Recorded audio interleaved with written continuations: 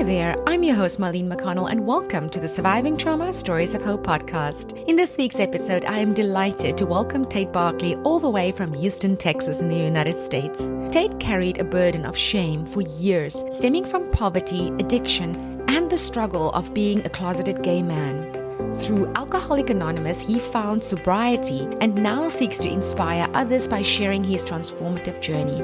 In his recently released memoir, Sunday Dinners, Moonshine and Men, Tate reflects on his challenging childhood from rural North Carolina to poverty in Central Florida and their move to 1970s Houston. He details his battle with repressed sexuality and escalating drinking as he became a successful attorney, only to hit rock bottom and lose it all.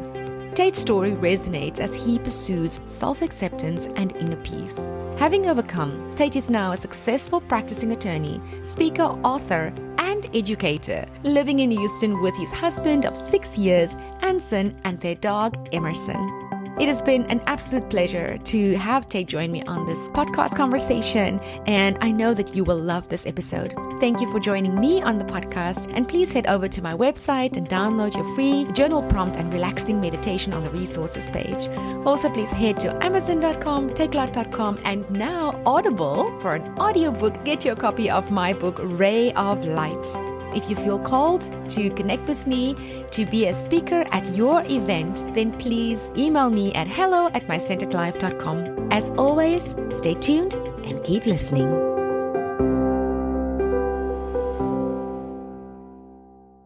Hi, Tate. It's wonderful to have you join me today. How are you? I am doing fantastic. It's good to see you this morning. Yeah. I can't believe your book has been out for almost 6 months already? Yeah, we dropped late September, so close, 4 or 5 months now, thereabouts. Yeah, it's been pretty exciting. Yeah. It's been an adventure. I thought the adventure was preparing the book and finding a publisher and then finding a title and all of that all the stuff, I was a bit of a novice. So all the things that go into making a book and being able to share a book with people, it was kind of a journey. But since we've published the book and it's dropped in places, that's been quite exciting and a journey as well. But the beautiful thing, my favorite thing about it so far, is I get to speak with folks like you and get to share things with your audience and the folks that follow you. So that's been great. That is awesome. So Tate, your new memoir is called Sunday Dinners, Moonshine and Men. And like we've said, it was published in September last year. I'm so glad that we got a chance to connect because I would have loved to have you come speak to us at the time of your publication. But I'm one of the people who believe that everything happens at the right time. Everything happens in divine timing. So I think it's the perfect time for us to have this conversation at the beginning of 2024. I agree. So I absolutely love the title of your book. How did you come up with that title? And how did you decide to actually start writing a book? Well, the title, Sunday Dinners, Moonshine and Men, the book is really divided into 3 sections. And the first section, of course, is Sunday Dinners. And the second section is Moonshine. And the third section is Men. And the title really came from this. When I was very young, I had a very tumultuous household. And it was very, very chaotic. And we were moving here or there. And we did not have the security that you would hope that folks would have. We didn't have the food security, the housing security, and all of those things. So what so often happened is I would end up at my grandmother's. And my grandmother, she was old school. I mean, you went to church on Sunday, and when you came back to church, she would make a big old Southern meal, country fried steak, mashed potatoes, green beans. And she would always bake a peach cobbler or a cherry cobbler to eat. And one of the things that I loved doing is I loved helping her cook. And of course, I loved eating her cooking. And Sunday Dinners really represents my grandmother and the church that she would take me to on these Sundays. She was a safe place for me, during the week or when I was, at school. It was not as safe there. So Sunday Dinners is really, it's a symbolism. It's a symbolism for that, for the times when I felt safe and who I felt safe with. And moonshine kind of stands for, on my dad's side of the family, what would be my great grandmother, she was a moonshiner. She made liquor during Prohibition here in the United States. So, which was of course illegal because during that time. So she was a Oh, trendsetter. wow. She was a trendsetter. Yes. She made liquor, and she'd stand by that still with a shotgun. And she had quite the reputation in the county, Iredell County, where I came from, of being not only being firm and mean, but also having some of the best corn whiskey in all of North Carolina. Um, and and I wish it ended there, with That's awesome. yeah, I know, with my grandmother being a moonshiner. But my dad later in his life, That is so cool. I know it is, and I actually, the family still controls a lot of the land that was a part of her operation. And you can go down to this day, Marlene, to this day, you can walk down the Third Creek, which was this creek that went through our property. And you can see the remains of her corn liquor stills that she had. She had 3 sites in 3 separate locations on the creek. And it's still there. You can still look at it. And I remember a cousin took me down there and started telling me about how our great grandmother was quite feisty. And she had a reputation in town as being mean and being firm, but yet making that good old corn liquor that everybody was craving during the Prohibition here in the States. This is way back in the 20s and 30s, So quite the history. And my dad ran moonshine over time. And then my grandfather, my dad, and myself were all alcoholics. So the moonshine sort of stands for the affliction that was a part of our family history, which was drinking and alcoholism. And then the men part was absolutely, yeah. And then the men part sort of stands for, I really struggled with being a gay man, and I experienced a great deal of shame associated with being gay, with my sexual orientation. So that is sort of the title of where I talk in the book a great deal about my struggle with accepting myself and coming out, and really, I had to get sober to really truly accept myself. So that's where the title comes from. Yeah, the title tells the tale and the story of your life. I love it, and I love that your gran really was the sanctuary. And her home and her dinners was really the sanctuary for you growing up. Yeah, I said I had grandmothers. I had quite the difference. I had one extremely sweet grandmother, the grandmother that made the Sunday dinners and took me to church. And then I had a great grandmother who was fierce. I mean, she was fierce, but you can tell she was a moonshiner during Prohibition. With the shotgun. And there is a picture of her we have standing on her front porch with a shotgun. And boy, she's got this mean look on her face, like, don't you mess with me. So I had role models I had female role models everywhere, from every part of the spectrum. Don't mess with me. It sounds to me like it was a matriarchal family that you were born into. It was. In many ways, it definitely was. The men had to be tended to and taken care of while the women took care of business. Yeah. Yeah. So with this very interesting and very complex life that you have lived, at what point did you say, okay, it's kind of time for me now to put pen to paper? This is something that I have now embraced sufficiently enough, and I feel comfortable enough to share this with the world.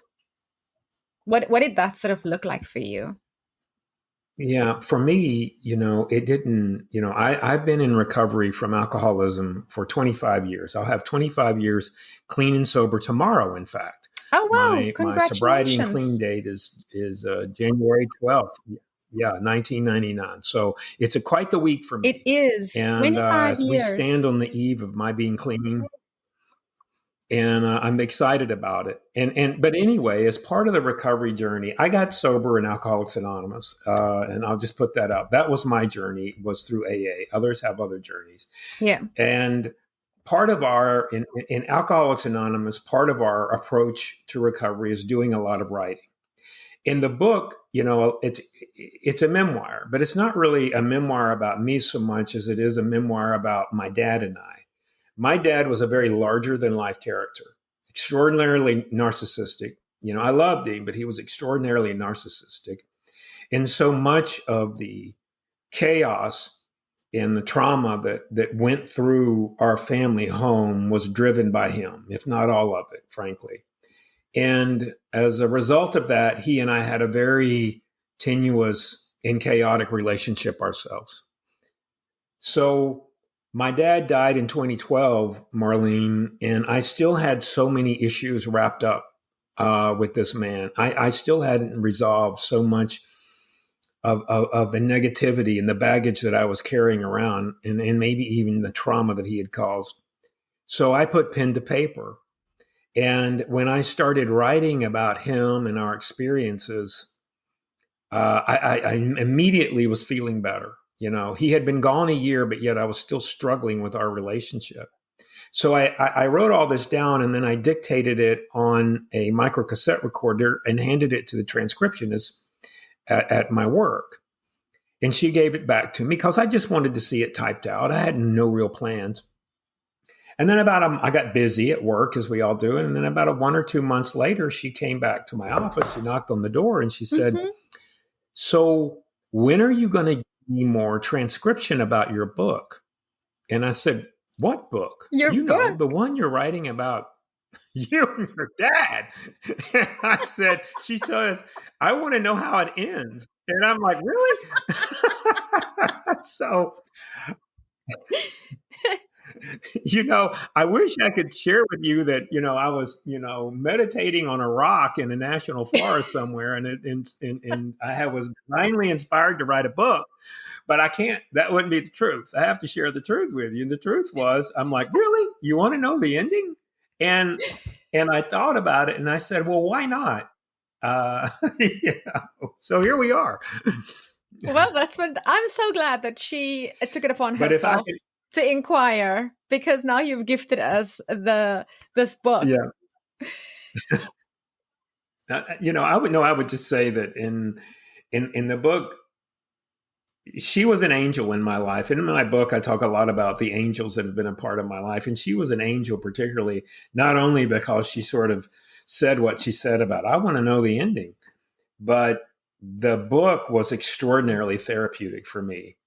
I had done so much work in recovery to feel like that I had, I was right with the world and rigorously honest.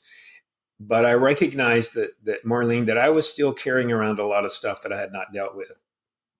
In the book, I wanted it to be truthful, and I wanted it to be useful to those who read it.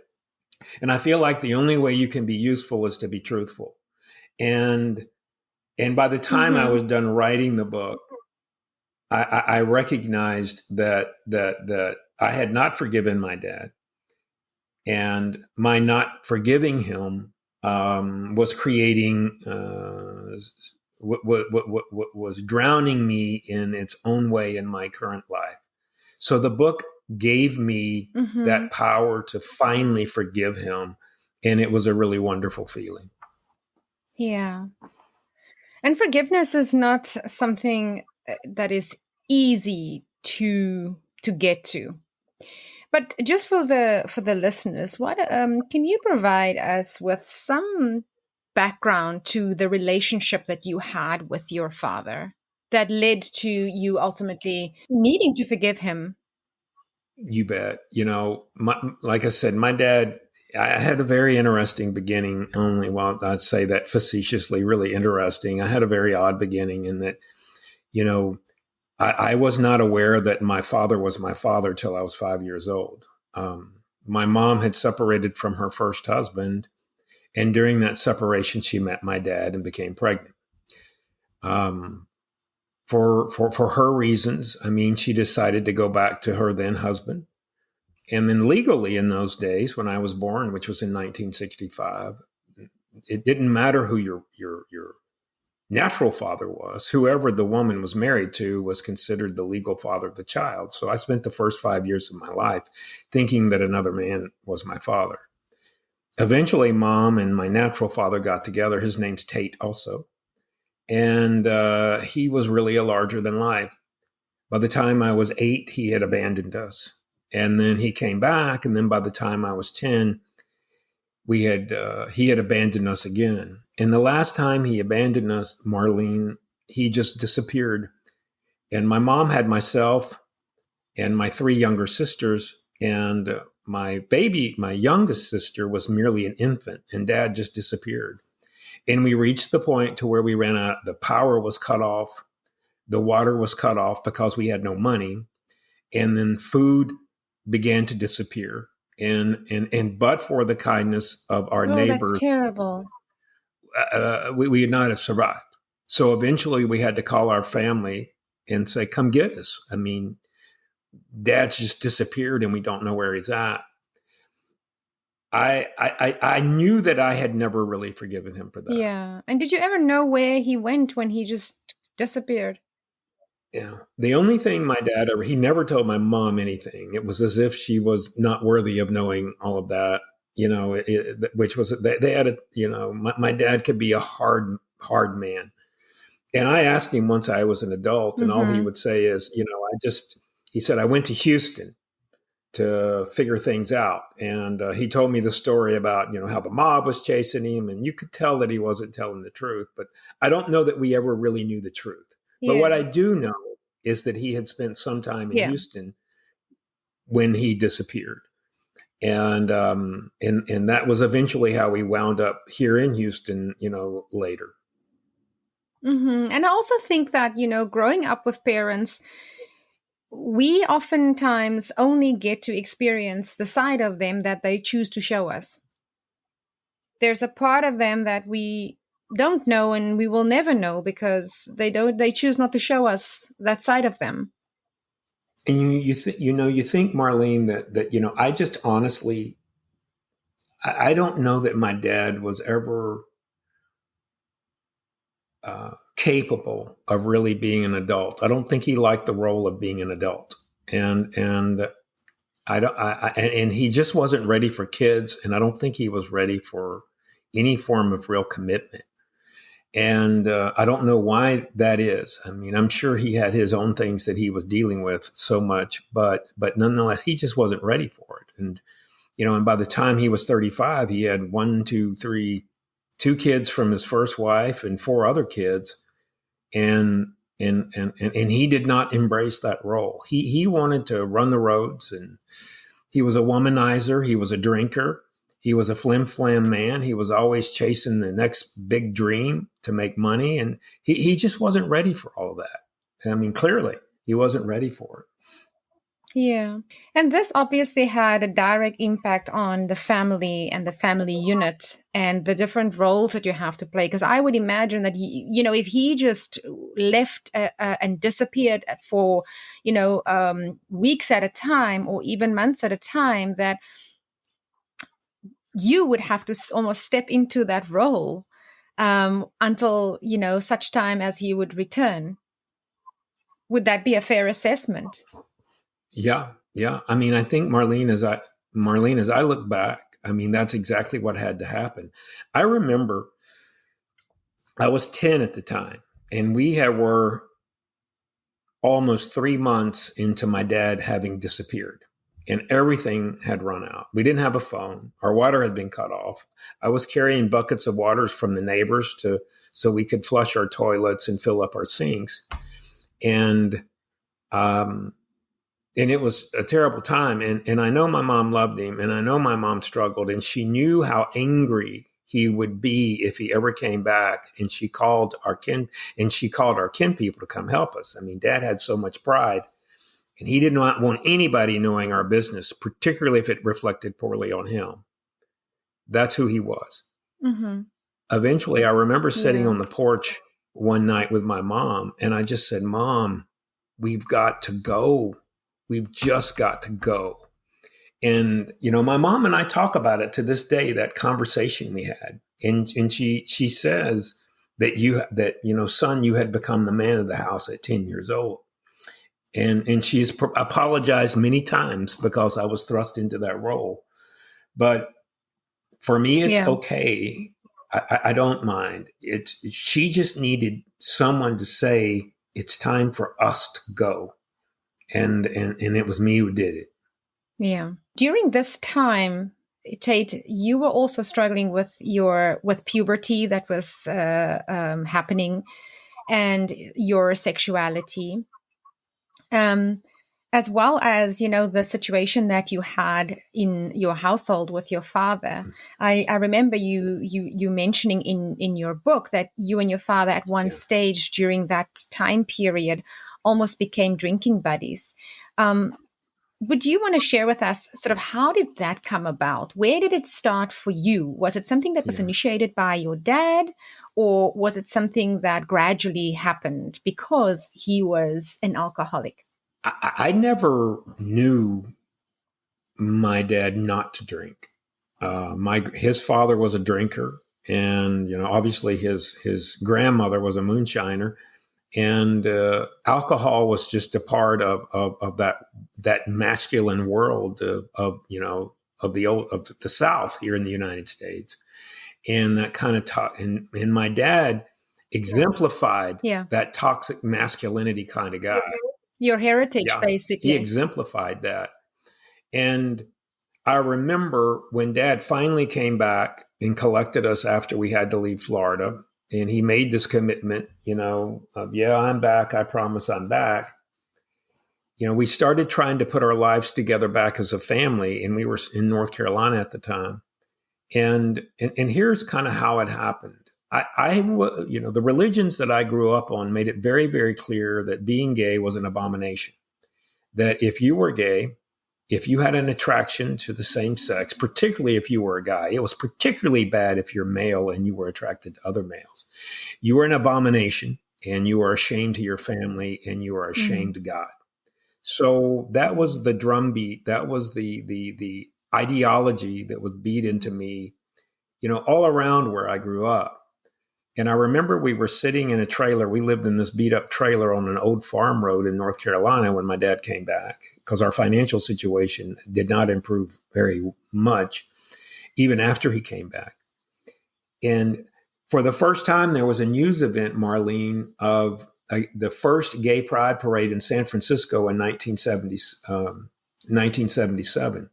And my dad and I see this news event on the TV, this little black and white 13-inch TV we had in the trailer. And my dad got up out of his chair and he kicked me while this show was on. And he just said, Bub, I better never. That's all he said. But I knew what he meant. While we were looking at all of these gay people, what he meant was, Bub, I better never, ever see you do something like that. Because that's the culture we were in. And my dad was a firm believer in the man's a man, and you drink and smoke and carry on and womanize and shoot and hunt and fight. You can do all those things, but you certainly can't be gay. And that immediately, I kind of knew that I was a part. I started building that life of being, that false self that gets talked about in the literature, because I felt defective. I knew that I had these attractions. And I even had my first, physically intimate experience with another guy that summer, with my best friend.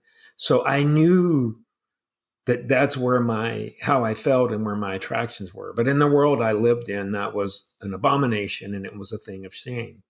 As time went on, my dad moved us to Texas, which was a really good move for us. Things did get better, a little bit better, not a lot financially. But our family fell into this world of toxic masculinity and, here in Texas too. And over time, my relationship with my dad continued to be chaotic, even though, he was at home more. But by the time I was 16, 17, he would allow me to start drinking with him. He'd let me drink a beer with him and all of his buddies.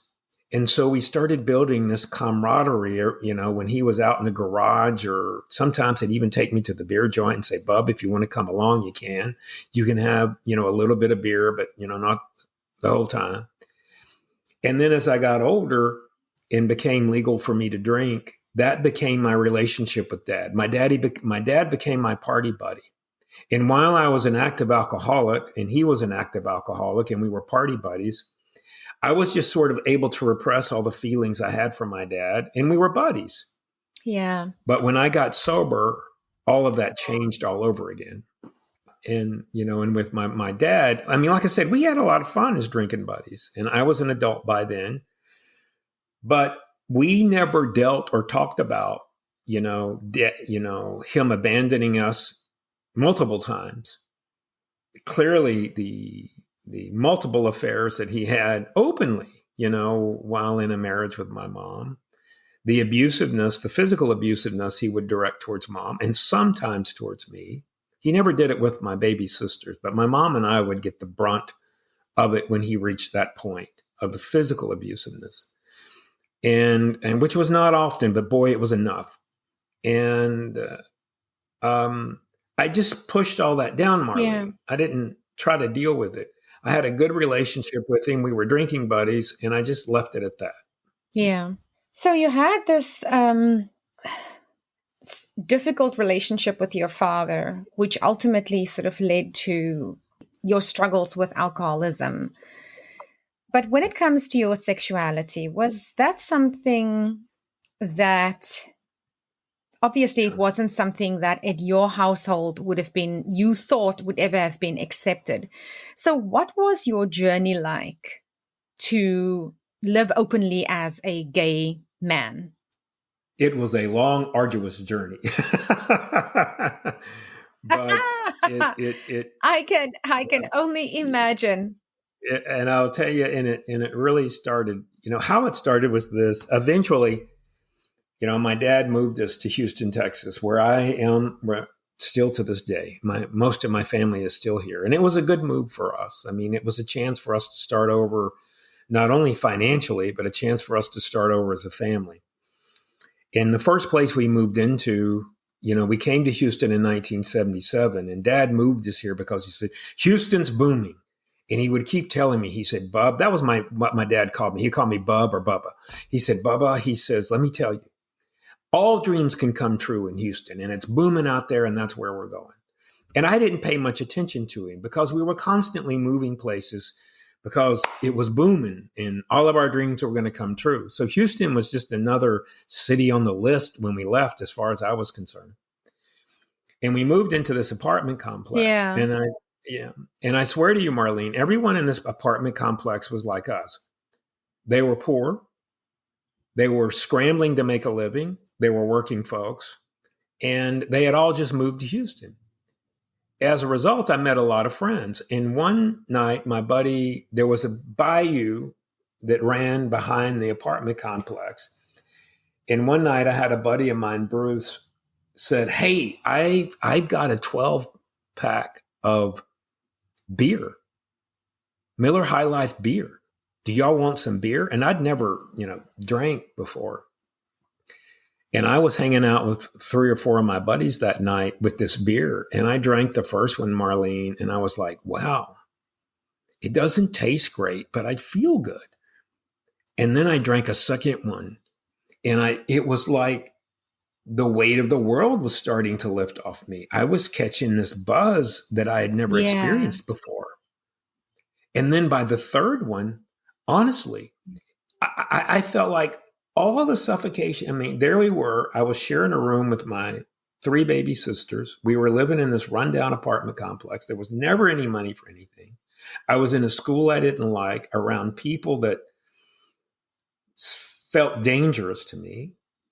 And now it just felt like all that fell off. And there was a water pipe that ran across that bayou where we were drinking. And I'd always been too afraid to walk across that water pipe. But on that night, with that beer buzz, I walked across it several times, and it made me feel like Superman. I felt like I was brave and courageous. Invincible. That's a great word. That's exactly how I felt. And that's what I associated that night. I'm like, I have found my elixir for life. Now I know where I can go and what I can do to just feel better about all of this. And that began my alcoholic journey right there. And in time, as I began to grow up, my weekends were consumed with finding alcohol. And once I made it to high school, with finding alcohol and drinking. And by the time I got to college, I was a daily drinker. And by the time I got to law school, I was an alcoholic. And it's funny how, if that's the lifestyle you Practicing. choose, you immediately, even because you've gone from middle school to high school to college, but how you seek out friends who also drink, because you need to be around people who are going to be okay with this, I had a and who saying. can also find the alcohol. Yep. I had a saying, back when I was in, a drinker, an acting. I said, I don't hang out with people that don't drink because they're just no fun. I only want to hang out with people that drink. That's how I picked you were so right. That's how I picked my friends. That's how I picked my environment, because that's where I felt comfortable. That's where I felt like I was me, the good me, that feeling I would get as the good me always came with drinking. I thought, until it didn't anymore, of course. And, and I loved drinking. Yeah. When I found alcohol, man, I went right to it. I embraced it because it was so much easier for me to repress who I was when I was drinking. It was just a wonderful salve on that wound of I'm imperfect because I'm gay. If you knew how poor we were, if you knew what I knew about me, you would reject me. And I just felt that way. So it proved to be the perfect thing to help me get through it all. There is no doubt in my mind, once after that night on the bayou, when I drank for the first time, drinking is just how I coped with everything. Yeah. So there's a direct interplay between the alcohol and the struggles with your sexuality. Absolutely. And for me, drinking was, once you become older, if you were a guy, drinking was a perfectly acceptable thing to do. And it just became a part of who I was until, I crashed and burned. And I think drinking is one of those things that sneaks up on you like any other form of drug. You think you are in control of it until you're no longer in control. And you had the unfortunate, or perhaps even the fortunate circumstances where your drinking led you down a path that essentially sent you back to living with your parents at age 32. Yeah, that's exactly right. That journey and first, let me just say this, Marlene, that you are exactly right. That drinking is, people ask me, well, when did you become an alcoholic? And I say, I don't know. It just happened. Yeah. It sneaks up on you. Maybe, I guess maybe when I took my first drink, that's where I was headed. But I don't know that, I tell people, they go, well, you don't know. And I said, as I look back as a sober man, 25 years later, I have 25 years clean and sober now. As I look back as a sober man, I can share with you, I think, in a rational way, that as I observed my behavior, I probably became a practicing alcoholic. I mean, a true blue alcoholic in law school and fully then functional. early in my career. Right. Fully functional, but I was using it every day to cope, every day to cope. Yeah. And I drank to cope. I mean, you love the buzz, but I drank to cope. If I had a problem, I drank. If something went good, I drank. If it was just a blah day, I drank. It didn't matter. It's just how I coped. It's just how I could be the good me. But, with looking back on that experience of drinking, it's a progressive disease, alcoholism. And whenever I left, I was fortunate enough I got out of law school, even though I was a heavy drinker in law school. I passed the bar exam, which is a requirement to practice law here in Texas. And I got lucky. I got a pretty decent job that taught me a lot. And then by the time I was 27, I went out on my own. I was my own boss. Well, there's good and bad with being your own boss. When you're your own boss, you get to make your own rules. And There was no rule against drinking at work in my office. I drank all the time. But, Oh, Tate. it was just like, when I worked with other people, they wouldn't let me drink at the office. I got in trouble for drinking at work. So it was total freedom for me, when I had my own law practice. And I loved the marketing of trying to get clients in. And I was a trial lawyer. I tried cases. I love the bravado and I love the esprit that went along with being a trial lawyer and arguing in front of a jury and arguing before the court, because I had been a speaker and a debater in high school and college and, of course, mock trial and law school. So that was who I was. It really fed my ego. And alcohol helped me be brave enough and strong enough to do those things. My law practice was very successful, but by the time I was 30, I had an extraordinarily successful personal injury practice. It still shocks me to this day how successful it became. But my drinking had reached a point to where it was beginning to impair my ability. And a short 2 years later, I was literally down to 10 cases and I was broke. So my house was taken.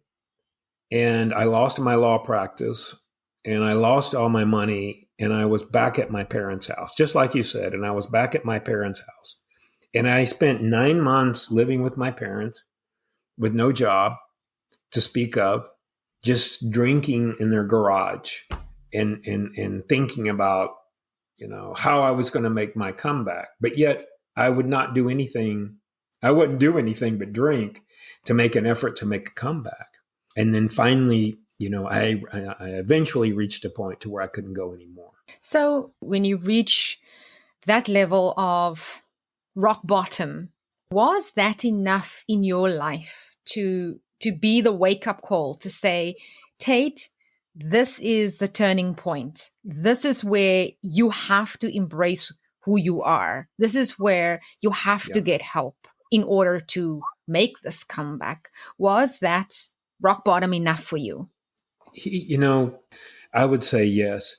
When it came to the drinking, while I was at my parents', I said I was there for 9 months doing nothing but drinking. But there was a particular day, Marlene, in December, late December 1998. And I started my day like I did any other day. I had become really heavy. I'm only 5'7", but I had ballooned up to 222 pounds. So I was obese at that point because all I did was drink and sometimes eat. And I started one particular day like any other. By 8:30 a.m., I was in the garage drinking.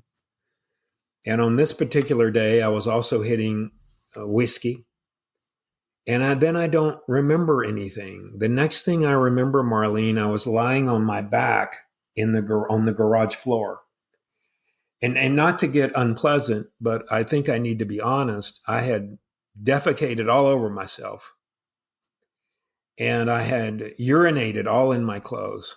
So I had done both of those things as my consciousness came back, lying on that garage floor. And when I figured out, got some bit of lucidity about me, I was like, don't know if I can get up. And it was smelled and I felt gross. And somehow I managed to get myself up. And as I was trying to get up, I told myself, I said, I cannot live with alcohol anymore. This is what it does. But yet I had tried so many times to quit and nothing worked. I could not stop. I had tried drugs. I had tried, I'd been to rehab once already. Nothing kept me from picking that drink up, stop that compulsion to pick up that drink. So in my head, I said, I just can't go on anymore. So as I managed to lift myself up with the assistance of my mom's dryer in the garage, I knew that I had 40 20 milligram Valiums that I had hid away. And I knew where my father's Johnny Walker Black liquor was. And I said, I can't do this anymore. So I made the decision to kill myself. That was how it was going to be. because I couldn't live with alcohol and I couldn't live without it. So there was no way out. And I got my dad's liquor and I found my Valium. And I even went to the point to where I poured all the Valium into my left hand. And then I remembered this brief moment. I remembered I had a dear friend of mine, Marlene. His name was AJ Morris. He was a doctor, and we were dear friends. And AJ helped me 100 different ways to try to cut down on my drinking or to quit drinking, and nothing ever worked. And I remember him telling me one last time, before I left to live with my parents, he said, he said, Tate, do you love me? And I said, yes, AJ, I love you. You've been good to me. Good times or bad. You've been a good friend. And he says, well, you make one promise to me before you do anything stupid. I mean, really stupid. He says, promise me you'll call Hazleton. Hazleton is the best chemical dependency center, in my opinion, in America. Just promise me you'll call them before you do anything stupid. And you know what I mean by stupid, Tate. And I knew what he meant, like commit suicide, because that's where I was and he knew it. And that was still 9 months away before I reached that point from when we had that conversation. But Marlene, he was a dear friend. And I felt compelled to honor what I promised him. So that was the one thing that I felt at that moment. I said, I can't do this until I at least do what I promised AJ I would do. So you couldn't disappoint your friend who was looking out for you. Yeah, I did not want to disappoint him. And you're right. I loved him too much to want to disappoint him. And so I called Hazleton. And I was just thinking, it was like checking a box. I said, let me call so I know in my heart before I leave that I did what I did what AJ asked me to do. And then I can get on with this. Check that box. I talked to this guy named Ted at Hazleton. And Marlene, this guy kept me on the phone for 2.5 hours. I'm literally talking to him in sweats that I had defecated in and urinated in for 2.5 hours. I hadn't even changed yet. And this guy, Ted, he said, Tate, he said, I have a place for you here on January 12th. Will you promise me you'll come? And he said, and I said, well, I don't have any health insurance. I don't have any money. And he says, well, try to figure that out. And then I remembered I had another angel in my life. I had a buddy of mine, a best friend of mine from college. His name was Greg. And I had given Greg some money in a fit of paranoia back in my heaviest drinking when I had my law practice and said, Greg, would you safeguard this for me? So when I hung up with Ted, I called Greg and I said, here's what's happened. I mean, I need to go to this place. And I was honest with Greg about what had happened that day. I was very embarrassed. I was very embarrassed to tell him because he was my friend, what I had done, peeing and shitting all over myself. And all Greg said, he says, well, promise me you won't do anything. I'm going to make sure you go. So don't worry. So, and then the next thing I know, I didn't quit drinking, but I did not take my own life that day because I'd promised Greg and Ted that I would not. So 12 days later, I was on a plane to Minneapolis and I got picked up by the fine folks at Hazleton Chemical Dependency Center. And I've been clean and sober ever since. And that's how it happened. And wow. Yeah. That's fun. Congratulations. 25 years tomorrow. Yeah, 25 years. Well done. Thank you. And so I'm thinking that if you used alcohol really to cope with the challenges that you had with your sexuality, then has becoming sober helped you in living in society as an open gay man? Did that give you the courage, or how did that come about? I never fully accepted who I was until I got sober. And I was very lucky. When I came home from treatment, since my dad was an active practicing alcoholic, I couldn't live with my parents. So my baby sister, of all things, who had only been married 3 months, invited me to live with her, because she knew I needed to be in a place that was not with my dad, who who was very derisive and negative about the decision I made to go to Hazelden. So over time, I started going to AA meetings, and I got an AA sponsor. And when I eventually moved from my sister's house, I moved in a duplex. I moved into the downstairs apartment that a friend of mine, a dear friend of mine from high school, owned. Her name's Jody. And she and I had become estranged because of my drinking, in the early days of my professional life. And we rebuilt that relationship once I was sober. So she basically invited me in to live with her. And I wanted to live someplace safe once I left my sister's.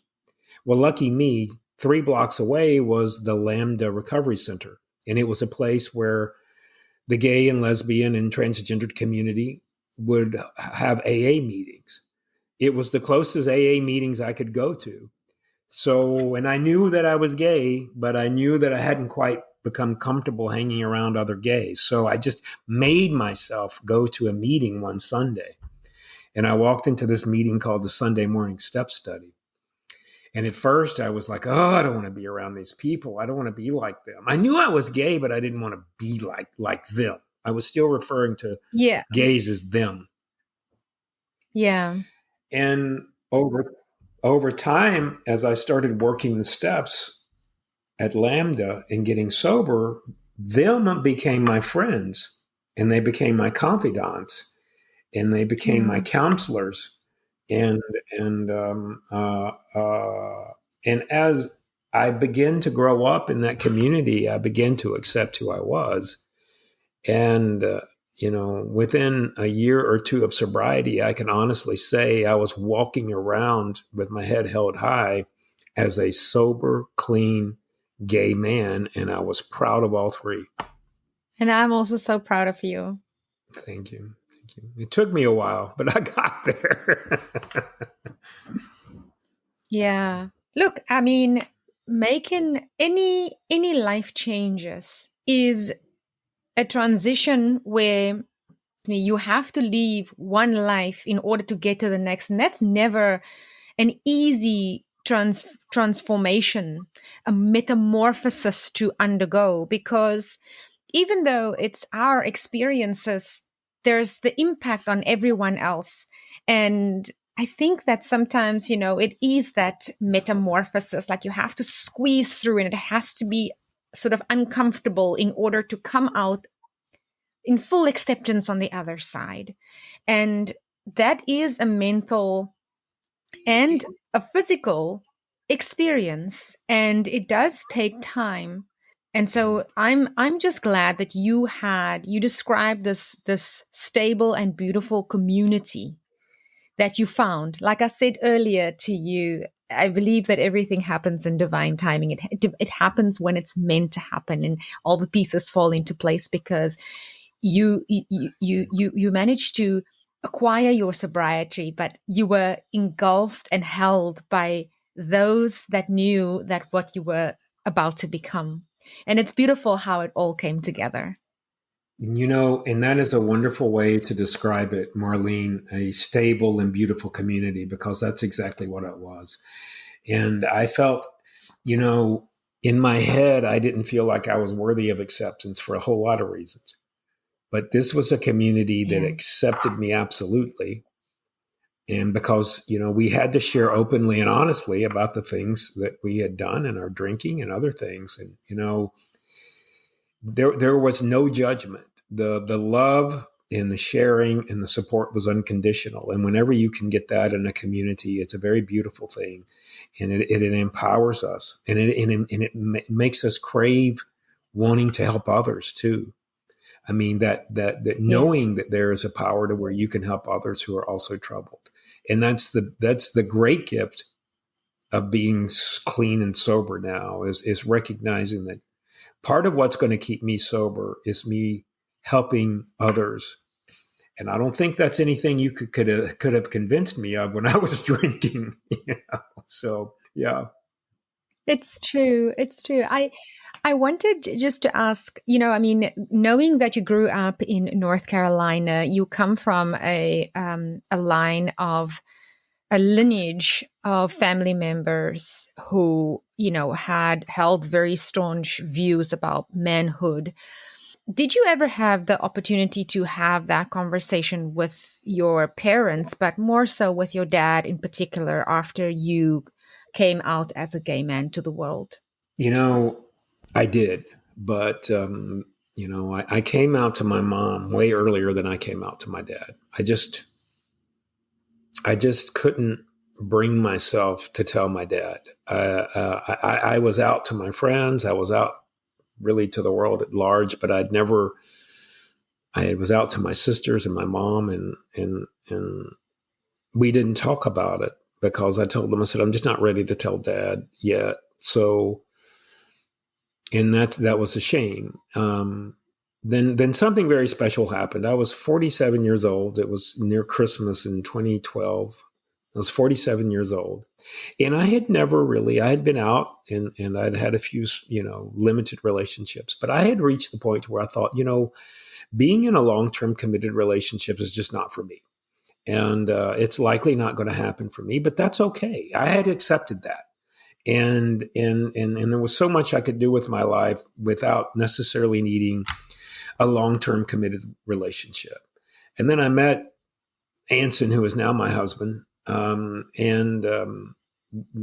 right before Christmas in 2011, I'm sorry. And he was... Oh, there's hope for us. I still have hope of meeting someone. Oh, good. It will happen. It will. Absolutely. Because like I said, I'm just not that guy. It's not going to happen for me. And I'd gotten okay with that.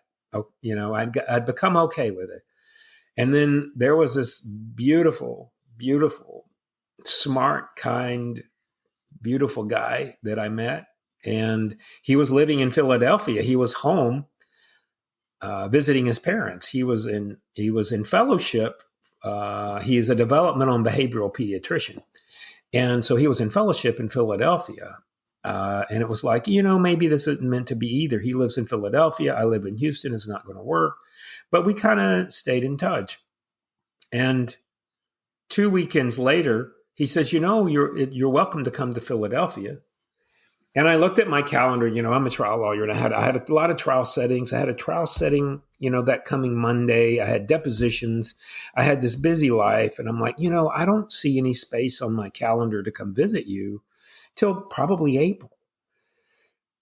And then, Marlene, this is when it hit. So we had that call, and I remember feeling so overwhelmingly disappointed that we had seen each other 3 times during this Christmas break. And I was over the moon, goo goo gaga about this guy. And here I am yet again, my work schedule. So here's what happened. You talk about divine, and you've said this, and I've agreed with you because it's so true, that somehow things happen when divinity plans it. And so we had this conversation. No, I can't come. It'll be April and maybe only then. And then the case I had set for trial in Dallas, Texas for that coming Monday, the opposing counsel calls me on the phone and she goes, Tate, why are we going to trial? And I said, Delta, her name is Delta. I said, Delta, because you've not offered my client enough money to settle this case. You're being stingy. Blah, blah, blah. She and I have an argument. We hang up. 4 minutes later, I call her back and I said, Delta, why'd you call me if all we were going to do was argue? Long story short here, Marlene, with about 4, 5, 6, 7, 8 phone calls and a lot of arguing later, on Thursday night, before a trial to start in Dallas on Monday, she and I settle the case. We settle the case. I get the paperwork in where we sign off on a settlement. I call Anson on the phone and I say, Anson, is it... I'm about to cry. I said, Anson, is it okay if I do come see you? And he said, yes. So talk about divine intervention. Oh, yes. So for the next, Oh, that is such a beautiful it is. story. I tell you, it was. I can't believe. It happened to me, and sometimes I still don't believe. How it all happened, and You got to pinch I yourself. do. And he and I had a great weekend. And we flew back and forth a couple of times a month for 18 months until he finished fellowship. And then he had to find a job. And there were jobs all over the country, but nothing in Houston that really fit what he needed for his credentials. So we were sad about that, but we knew, he had spent so much on his career. Then after he had done all these interviews and he was considering these offers from other places in other states, just out of nowhere, his mentor in Philadelphia says, I have a colleague in Houston. And I was chatting with him, and they said that they're thinking about hiring an additional developmental behavioral pediatrician. Would you be interested in going to back to Houston, where you're from? And he said, well, yes. I mean, literally, he was about to choose between going to Minnesota or and then out of the blue. So he flies home, he interviews with these people, and they offer him a job. So then he finds a job in Houston. So as if my case settling in time for me to go to Philadelphia wasn't enough, he manages to get a job here in Houston where I'm at. That didn't exist a week before it was offered. Oh my goodness. I tell you. Oh, I have goosebumps. Oh, what a beautiful love story. Oh, I tell you, true love finds you at the right time. It finds you when it's your turn. There's nothing that no one can do. Nothing can stand in your way, if two people are meant to be together. And I tell you, and I had not had really a long-term relationship, and there was a lot of work that had to be done. Believe you me, even after all of that, a lot of work had to be done. But I got to tell you, I went from thinking I'm a guy that I'm just not cut out for a long-term relationship. I'll tell you, I love being married. I love being married. Never thought I would, but I absolutely love being married. Yes. And so that is life for you now, living with your husband in Texas with your dog. Yes, our dog Emerson, who is, of course, the king of the house, and we work for him. Yes, and he's a beautiful little King Charles Cavalier, and boy, and it really is. I think back to that kid that was sitting on the porch with his mom, that night. Yeah, and when I had her and my baby sisters, and we had literally nothing. Mm-hmm. And I remember saying, we had to go, and we did go. Mm-hmm. And everything that happened since then, very easily, people get crushed in our world, I'm afraid. And I think very easily there was a slippery slope my family could have gone on that night. But somehow or another, we got picked up by family and taken back to North Carolina. And over time, our family got put back together. And, we just we worked through it all. And we worked through all of it. And and I'm so blessed to be here and so blessed to have the life that I have now, that I'm just extremely grateful for it. Is there anything that comes to mind that you want your readers to take away? Yeah, I have to tell you, Marlene, absolutely. I wasn't able to become who I was until I got honest. And we have a saying, in recovery called rigorous honesty. And being rigorously honest with ourselves is where we kind of have to start. If you are who you are, and it's okay to be you. And I had to admit that I was gay, and then I had to work through being a proud gay man because I wasn't. I felt like I was defective because of that. But I had to be truthful with myself. I had to finally say to myself, you are gay, Tate. That's who you are. And then I had to work on saying, you are gay, Tate, and that's okay. And I think the other thing is the honesty and then service to others. I think for me, when I'm in service to others, it takes me out of my own head and out of my own problems. And recovery was really a beautiful thing for me because it did teach me that when I'm in service to others, I'm at my best. I truly am. I think I'm at my best. And the third thing is I had so many angels. I've talked about some of them with you, but I've had so many angels that helped me and they didn't have to. And that is honor the angels in your life. Honor them all you can and every day. And you know who they are. You know who your angels are. So honor them and love them and thank them. Thank you, Tate. Thank you for joining me on this podcast today. And I want to say to the listeners, if you have struggles in your life and you have challenges, you can take a leaf from Tate's book. And you can also find Tate's book on Amazon.com. And I will link all of his social media and website in the show notes below for easy access. And get your copy. I can highly recommend this book because I've read it. And Tate, thank you so much for just sharing so openly and so courageously, about this topic that can, I guess, sometimes be construed as taboo in many societies. And especially, when you grow up in a society where, like the deep South, boys will be boys. I want to commend you really for having the courage to choose your life. Not only in embracing the person that you are today, but also, being willing to let go of the vices in order to access that. So thank you so much. I've enjoyed this conversation tremendously. Thank you, Marlene. I appreciate you having me on the podcast. You're very welcome. Take care. Bye-bye. That wraps up this podcast episode. Thank you for listening. If you enjoy my podcast, please take a minute to give me a rating and review in Apple Podcasts. Please subscribe in your favorite podcast directory so you don't miss an episode. Please consider following My Centered Life on Facebook and Instagram for daily inspiration. Thank you so much for spending this time with me. You can catch me again in the next episode. Same time, same place. Sending you lots of love and light. Bye.